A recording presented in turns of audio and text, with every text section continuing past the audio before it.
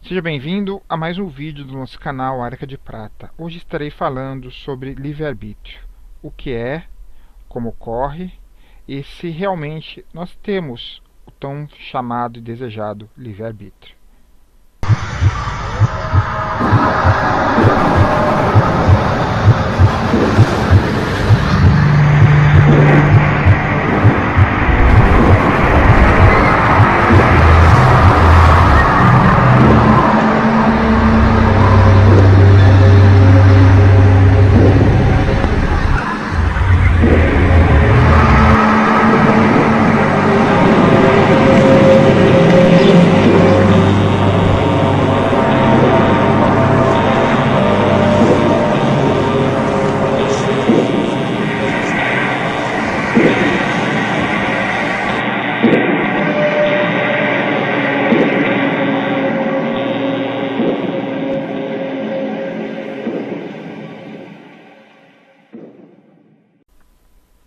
O que é o livre-arbítrio? De uma maneira simples, é a possibilidade de você escolher o que deseja fazer, aonde quer ir, com quem deseja estar. De uma maneira bem simples, todos nós temos livre-arbítrio. Mas, de uma maneira mais profunda, analisando-se tudo o que acontece em nossas vidas, chegaremos à conclusão que o nosso livre-arbítrio é apenas parcial. Aquela história de que quando Deus fez o homem, concedeu o livre-arbítrio, foi devido a esse livre-arbítrio que ele foi expulso do paraíso ao comer a maçã do conhecimento, não é de todo verdade. Por que podemos afirmar isso? Porque independente do que você escolha fazer, aonde deseja ir, com quem quer estar, você está sujeito a energias externas, muitas vezes alheias ao seu conhecimento. O que isso quer dizer? Muitas vezes você pode escolher uma profissão, você pode escolher um determinado amigo, por acreditar que é o melhor para você. E descobrir mais tarde que aquela profissão realmente era uma ilusão. Que na realidade você tem uma certa tendência, certas características que te proporcionam um outro caminho que você nunca imaginou. Mas se você não tivesse tomado aquela escolha, de escolher primeiramente essa profissão errada, você nunca teria descoberto o seu caminho certo. O que isso quer dizer? Nós acreditamos que temos livre-arbítrio nas nossas escolhas. E é exatamente por acreditar nesse livre-arbítrio que os Vedas nos dizem que acabamos pecando. Porque na realidade nós não somos os causadores de nada do que ocorre em nossas vidas ou na vida dos demais. Existem forças externas que colaboram e, sobretudo, ordenam como que o sistema se mantenha. O que eu quero dizer com o sistema? No universo existe o caos e existe a ordem. Eles são complementares. Só que em qualquer sistema que você tenha, mesmo pelas próprias leis da física, ele tende a se dissolver no caos, a não ser que uma energia externa consiga manter aquele sistema organizado. Essa energia externa é Deus. Então, o que acontece? Muitas vezes nós fazemos escolhas, atendendo nossos desejos, nossas vontades, nossos sonhos e ilusões, e essas escolhas não são o melhor para nós. Tentamos nadar contra a corrente da melhor forma que podemos, só que, contudo, num determinado instante percebemos que, por mais que nademos, não conseguimos chegar em local nenhum.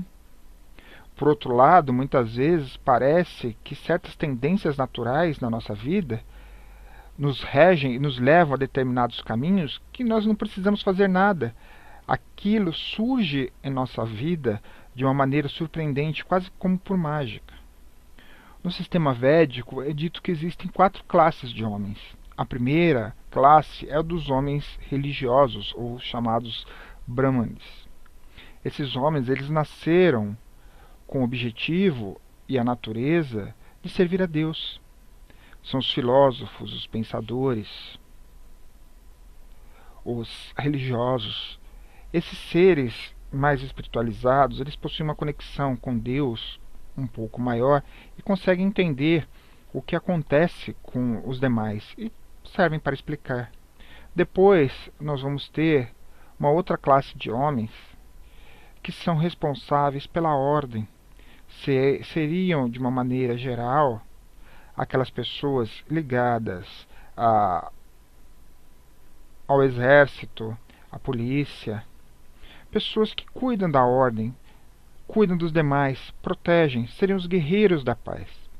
Obviamente que existe uma versão corrompida disso, que seriam guerreiros que utilizam esse seu dom para o mal. Mas o mal e o bem é uma dualidade, assim como qualquer outra que existe nesse nosso universo. Depois nós temos uma terceira classe de homens, que seriam os negociantes, os mercadores. São aquelas pessoas que estão mais preocupadas com a parte material. E sem elas, realmente, nós não teríamos nada dos avanços que temos hoje. Por quê? Porque através do poder financeiro, que não é algo de ruim, pelo contrário, é algo bom, desde que você saiba como utilizar, eles conseguem desenvolver o progresso. E a quarta classe de homens seriam os servos, seriam aqueles que estão responsáveis por servir as demais classes. De uma forma mais atual, as pessoas acreditam que isso é um pouco de racismo, porque essa última classe, chamada de Shudra, eles são um pouco mal vistos, né, na Índia. Então as pessoas acreditam, como que você pode acreditar nisso? Mas não estamos falando da parte material, estamos falando de uma parte espiritual, com dons que determinadas pessoas possuem. E da mesma forma, se acreditarmos e sabemos que Deus ele possui certos dons, certos atributos, como amor, justiça, verdade, poder, como podemos acreditar que ele mandaria uma pessoa num corpo deformado ou numa classe apenas para servir os outros, se ele cria apenas uma vez? Então ele não pode criar apenas uma vez, porque isso seria injusto, e Deus nós sabemos que não é injusto, ele é justo. Então tem que haver mais de uma vida.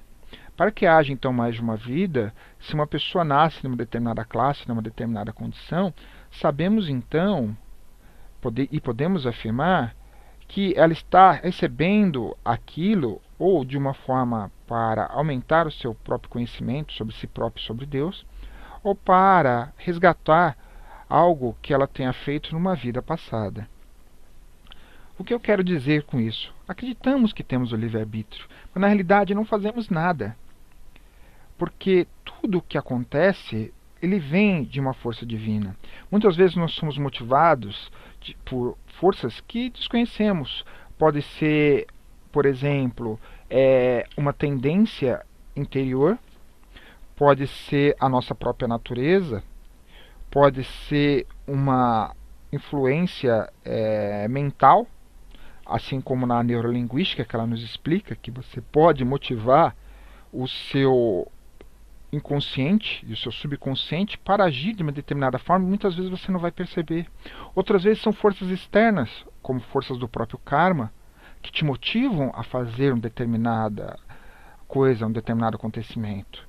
E também temos as energias que nós emanamos, e que se acabam imantando a nós e se amoldando, se acomodando na nossa forma espiritual e na nossa forma energética. Então, muito daquilo que atraímos, muito daquilo que acontece, podemos acreditar que foi por uma vontade nossa, mas na realidade não é.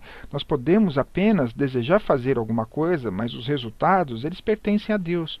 E quando eu acredito que tudo que eu faço pertence a Deus e que eu não colho esses resultados, porque esses resultados dependem apenas de Deus, eu não peco. Porque, de acordo com os Vedas, isso é a libertação. Quando eu acredito que eu sou o motivo, a causa de algo, eu acabo colhendo aquilo, seja bom ou seja ruim. Quando eu já não acredito, acredito que apenas eu sirvo a Deus e eu faço a vontade dele, o que vier, seja bom ou seja ruim, não é meu. Porque tudo pertence a Deus, eu não colho aquilo, e da mesma forma eu não peco. Como que isso acaba sendo libertador? Porque quando você adquire essa consciência de estar trabalhando para Deus em tudo que você faz, você sempre vai fazer o seu melhor, independente do que ocasionar, seja bom ou ruim, porque muitas vezes pode falhar, independente da sua vontade, você sabe que você fez o melhor e você fez o seu trabalho para Deus. Então você não precisa se preocupar. Então isso é libertador. Então, concluindo, o livre-arbítrio é apenas uma outra ilusão. Nosso livre-arbítrio, ele não é real. Porque ele é parcial.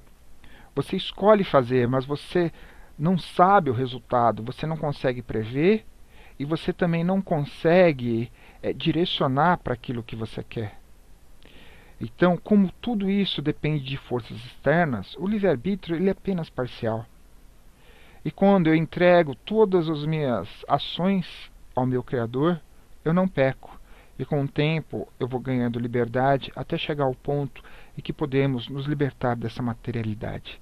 Muito obrigado, espero que você tenha gostado. Namastê.